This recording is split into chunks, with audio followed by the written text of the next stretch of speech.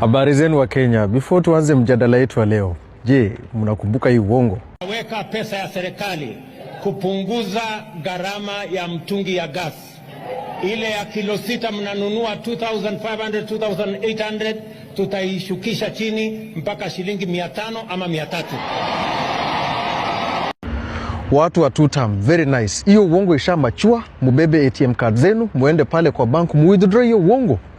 That was the statement made by President William Samoei Ruto on the 2nd of March 2023.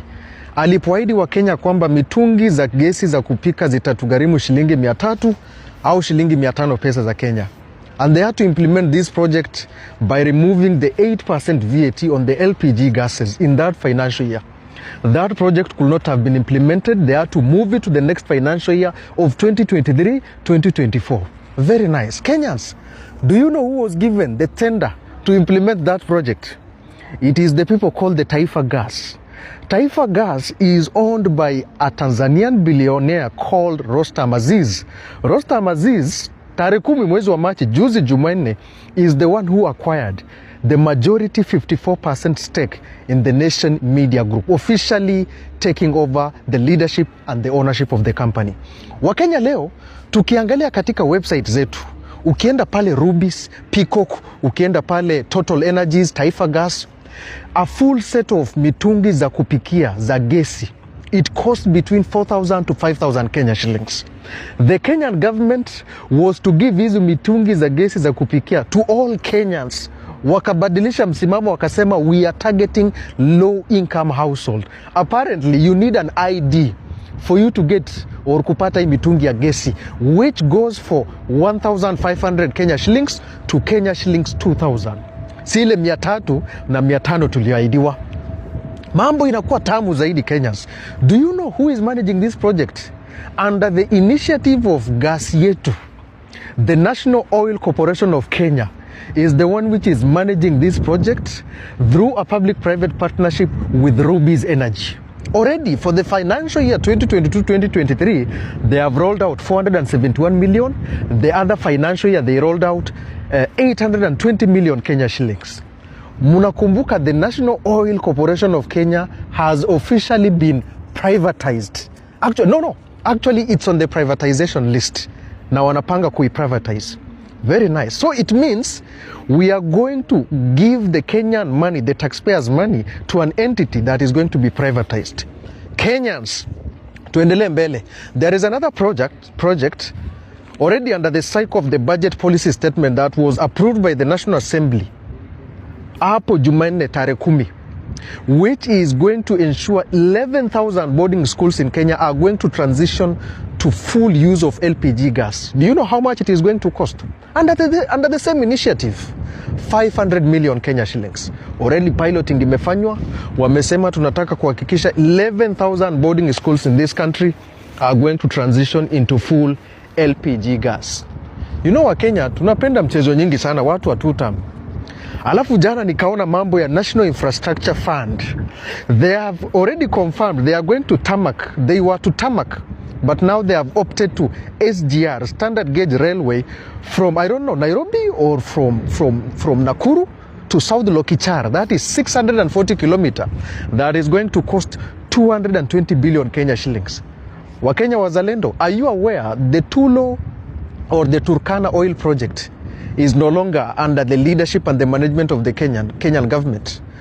Tulo Oil exited the plan on July 1st, 2025.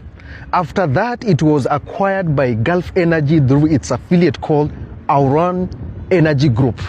Now, Wakenya munafaa kujua, they fully bought 100% stake of Turkana oil project at the tune of $120 million. $120 million. That is 16 billion Kenya shillings. Na munafaa kujua who is in charge of Gulf Energies, the people who are now managing, who are fully owning the Turkana oil project. Anajulikana kama Francis Njogu, who was appointed by President William Samoei Ruto on December 2022 to be the member of National Investment Council. Another one is called Paul Kiprotich Limo. I don't have to tell you anything. Very nice. Watu wa tutam, muzidi kusema tutam, mukikumbushwa the Kenyan government will spend 220 billion Kenya shillings for construction of SGR to South Lokichar for a project they are not even owning 100%. It is owned by a private entity. Akina Esunyen, Akina Ekiru, you shall only be entitled to 5% of the project. Kenyans, there is only one solution to all this problem. Mukate kura. Wakenya. Wakenya. Tumakinike sana. Did you know the government of Deputy Jesus, the chief disciple himself, William Ruto, leased 200,000 acres of land of Galana Kulalu project to the Emiratis, to the owners of Dubai? Are you aware of that? The deal is valued at $800 million, for your own information. For the next 99 years, the project in Galana Kulalu, the people will benefit are the Dubai people, the Emiratis. And yet, the Duale guy the other day was expecting food donation amid prolonged drought in Kenya from none other than the United Arab Emirates. You know, Kenyans, these issues of land, I want to jog your mind back during the eras of Mau Mau. Did you know Mau Mau was classed as a terrorist organization until the year 2003 when Mwai Kibaki lifted that ban on them? Were you aware of that? Did you know what Jomo Kenyatta called them? He called them disease because they fought for the land and the freedom of their people.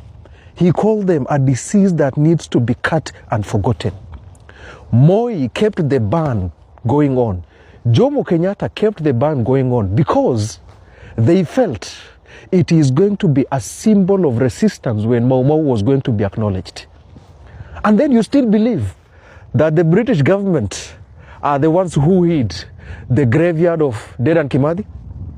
Unaamini bado? Do you know if Dedan Kimathi's graveyard is going to be identified today? I'm telling you, no president in this country, Jomo Kenyatta, Daniel Toroitich arap Moi, Mwai Kibaki, Uhuru Kenyatta and William Ruto, no president is going to stand the wrath of the people because Dedan Kimathi will become a symbol of resistance. And that is why in 2024, when we had the maandamano, there was that young man, alikuwa anasimama pale karibu na Dedan Kimathi statue. What were we called after that? Treasoners. It took somebody like Richard Leakey coming into Kenya in the 1950s, akaenda akafukua the remains of Ramapithecus, Astropithecus, Kenyapithecus, the fossils in Lake Turkana and Kubifora and Hyrax Hills. Apparently, close to 60 years down the independence, mpaka sai we cannot find the grave and the grave site of Dedan Kimathi. I want to tell you, it's not even the British government that is hiding Dedan Kimathi.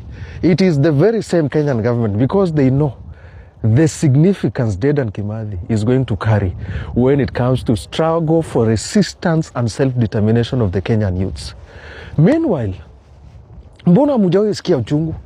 The way our freedom fighters have been living. Do you know how General Musa Mwariama died in 1989? He died because he was trying to save his friend by sucking a snake venom out of his hand. Field Marshal Muthoni Kirima walimfanyia juzi mchango wakati alikufa.